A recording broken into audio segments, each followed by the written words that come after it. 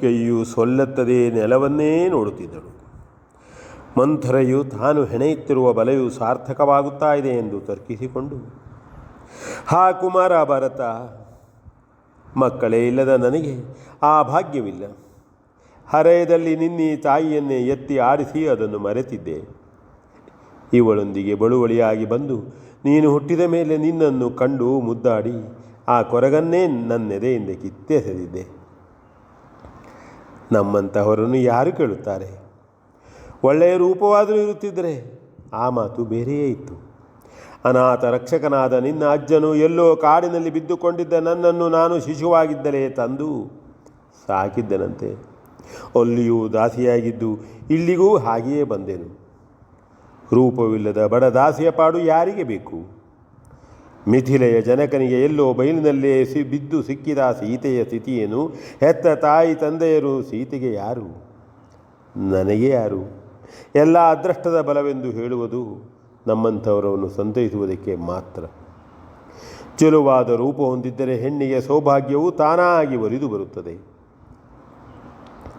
ಅದನ್ನು ಉಪಯೋಗಿಸಿಕೊಂಡಂತೆ ಜೀವನದಲ್ಲಿ ಸಂತೋಷವನ್ನು ಸುಖವನ್ನು ಪಡೆಯುವುದಕ್ಕೆ ಸಾಧ್ಯವಿದೆ.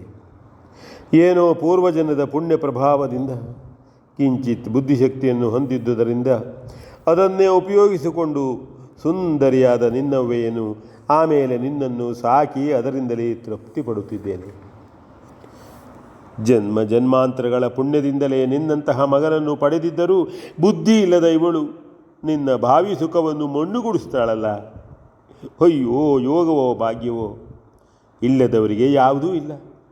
ಆದರೆ ಅದಿದ್ದರೂ ಬುದ್ಧಿ ಇಲ್ಲದೆ ಕಳೆದುಕೊಳ್ಳುವವರು ಎಂಥವರು? ಯೋಗವಿದ್ದವರಿಗೆ ಬುದ್ಧಿ ಇಲ್ಲ, ಬುದ್ಧಿ ಇದ್ದವರಿಗೆ ಯೋಗವಿಲ್ಲ. ಪಾಪ, ಬುದ್ಧಿ ಇಲ್ಲ ತಿಳಿಯೋಣವೆಂದು ಹೊರಟರೆ ನನ್ನ ಮಾತನ್ನು ಯಾರು ಕೇಳುತ್ತಾರೆ?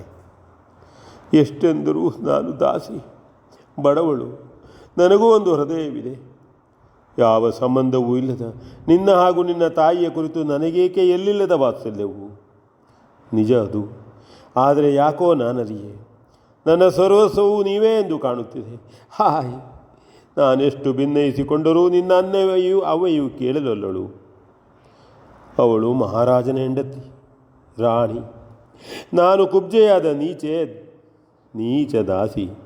ಅಯ್ಯೋ ಮಗನೇ, ನೀನಾದರೂ ಇರುತ್ತಿದ್ದರೆ ಭಾಗ್ಯಶಾಲಿಯೂ ಬುದ್ಧಿಶಾಲಿಯೂ ಆದ ನೀನು ಖಂಡಿತವಾಗಿಯೂ ನನ್ನ ಮಾತನ್ನು ಕೇಳುತ್ತಿದ್ದೆ. ಎತ್ತಿ ಆಡಿಸಿದ ಈ ಮುದುಕೆಯ ಮಾತು ಖಂಡಿತವಾಗಿಯೂ ನಿನ್ನಿಂದ ನಿರಾಕರಿಸಲ್ಪಡುತ್ತಿರಲಿಲ್ಲ. ನನಗಾಗಿ ನಾನೇನನ್ನೂ ಬಯಸದೆ ನಿನಗಾಗಿ ಇದ್ದುದನ್ನು ರಕ್ಷಿಸುವುದಕ್ಕೆ ಇಲ್ಲೇ ಇರುವ ನಿನ್ನ ತಾಯಿಯನ್ನು ಕಾಲು ಹಿಡಿದು ಬೇಡಿಕೊಂಡರು. ನನ್ನ ಮಾತುಗಳೆಲ್ಲ ಗಾಳಿಯಲ್ಲೇ ಹಾರಿ ಹೋಯಿತು. ಉತ್ಸಾಹ ಎಲ್ಲರೂ ಇದ್ದು ನೀನು ಮಾತ್ರ ಪರದೇಶಿಯಾದೆ ಎಂದು ಮುಂತಾಗಿ ಏನೇನೋ ನುಡಿದು ಗೋಳೋ ಎಂದು ಹತ್ತು ಬಿಟ್ಟಳು. ಕೈಕೇಯಿಗೆ ತಡೆಯಲಾಗಲಿಲ್ಲ. ಚಿತ್ತವು ಪೂರ್ಣವಾಗಿ ಮಂಥರೆಯ ಮಾತಿನಿಂದಲೇ ಸೆರೆ ಹಿಡಿಯಲ್ಪಟ್ಟು ಆಕೆಯ ವಶವಾಗಿಯೇ ಹೋಗಿದ್ದಿತು. ಎದ್ದು ಹೋಗಿ ಕೈಕೇಯಿಯು ಮಂಥರೆಯನ್ನು ಕೈ ಹಿಡಿದು ಆಧರಿಸಿ ಬಳಿಯಲ್ಲಿಯೇ ಕುಳ್ಳಿರಿಸಿಕೊಂಡು, ಮಂಥರೆ, ನೀನು ಖಂಡಿತವಾಗಿಯೂ ಈ ಲೋಕದ ಮಾನವಿಯಲ್ಲ, ಭರತನ ಭಾಗ್ಯದೇವತೆಯೇ ಸರಿ. ಮತಿಗೆಟ್ಟ ನಾನು ಮಾತ್ರ ಏನೇನೋ ಎಣಿಸಿಕೊಂಡು ನಿನ್ನ ಮಾತಿಗೆ ಕಿವಿಗೊಟ್ಟಿರಲಿಲ್ಲ. ಕ್ಷಮಿಸು. ಅರಮನೆಯ ಸವಿಸುಖದ ಅಮಲಿನಲ್ಲಿ ನನ್ನ ಭವಿತವ್ಯವೇನೆಂದು ನಾನು ಮನಗಂಡಿರಲಿಲ್ಲ. ಅದನ್ನು ತಿಳಿಯಗೊಡದಂತೆಯೇ ಮಹಾರಾಜರು ನನ್ನನ್ನು ಓಲೈಸಿಕೊಂಡಿದ್ದುದು ನಿಜ. ಸಕಾಲದಲ್ಲಿ ನೀನು ನನ್ನನ್ನು ಎಚ್ಚರಗೊಳಿಸದಿರುತ್ತಿದ್ದರೆ ಸರ್ವನಾಶವಾಗುತ್ತಿದ್ದಿತು. ನಾನೇನು ಮಾಡಬೇಕೋ ಅದನ್ನು ನಿರೂಪಿಸು. ನಿನ್ನ ಆಜ್ಞೆಯ ಒಂದು ಅಕ್ಷರವನ್ನು ಬಿಡದೆ ನನ್ನ ಭರತ ನಾಣೆಯಾಗಿಯೂ ಪಾಲಿಸುತ್ತೇನೆ ಎಂದು ಭರವಸೆ ಇತ್ತು ತನ್ನನ್ನು ತಾನಾಗಿ ಅವಳಿಗೆ ಒಪ್ಪಿಸಿಕೊಟ್ಟಳು. ಮಂಥರೆಯು, ಕೈಕೇಯಿ, ನೀನು ನಿಜವಾಗಿಯೂ ನಮ್ಮ ಭರತನ ತಾಯಿಯು. ಈಗಲೇ ಜಾಗೃತಳಾಗು. ಒಂದು ಕ್ಷಣವೇ ಆದರೂ ತೊಳುವಿದರೆ ಅನರ್ಥವೂ ತಪ್ಪಿದ್ದಲ್ಲ. ನಾಳೆ ಉದಯವಾದೊಡನೆ ಕೌಸಲ್ಯ ಮಗನಿಗೆ ಯುವರಾಜ್ಯಾಭಿಷೇಕವಾಗುತ್ತದೆ.